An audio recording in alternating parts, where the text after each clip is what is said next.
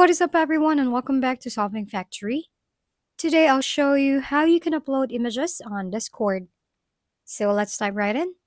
First, you have to open your Discord app and make sure it is in the latest version. So if it is not, go update it in the App Store or Play Store.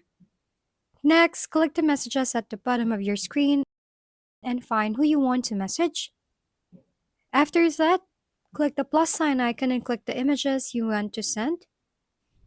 You can select multiple images and then just hit the plane icon and it will automatically send and upload. That's it.